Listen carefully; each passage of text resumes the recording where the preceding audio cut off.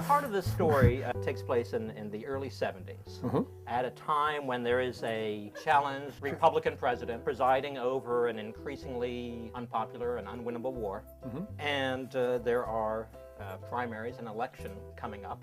And in that election season, there is a brash young senator running on the notion of hope. Isn't that funny? So my question is, couldn't you have come up with something a little more relevant to today? This book was basically done, 2 years ago. And before I'd ever heard of Barack Obama, yet the senator gives a speech called The Bridges of Hope. There is, believe it or not, with a politician, there's a sexual scandal. It's easy to seem prophetic when you write about sexual scandals and politicians. One of the mistakes the Democrats have made is to think that politics is either logical or moral, and it's neither. It's just emotional. When you met Obama, you felt you were in the presence of someone who could protect you, and that's the basic emotional feeling I think that people are looking for. But they're all damn impressive. I remember meeting Michael Dukakis and thinking, oh my gosh, that is the next president of the United States. Now you have me nervous again. I think he wound up with 3 more electoral votes than I did. Yeah. Will you comment on morality and sort of a global goodness? Oh, I don't know. What do I know about any of that stuff? Talk about it in the book. Yeah, well,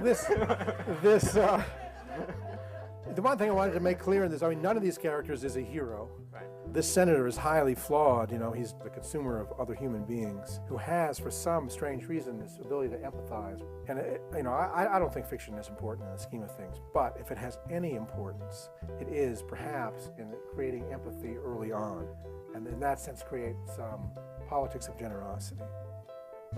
I like how you threw off that you were a doctor. You went to Harvard Medical School and you were a doctor because you had to succeed at something else. Thank you so much. But I couldn't think of anything else to do. I was scared. I had failed as a writer. And literally, it was such a failure for my chest. I thought, lawyer, doctor. I didn't want to be a lawyer, so what else was there? But it's an incredible education. I know something about every one of you just from looking at you. And you put your fingers in places nobody else has ever put their fingers. But I was always in love, in a way, with writing.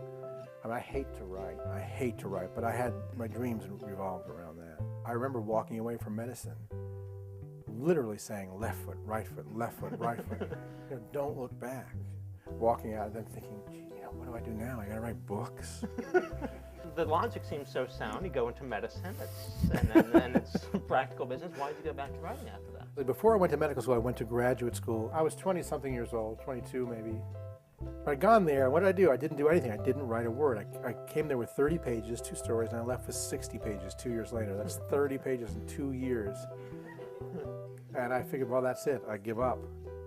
Then I got to medical school where they said, memorize where every carbon comes from in the cholesterol molecule. So what I do, I went home and I wrote a book in my first month.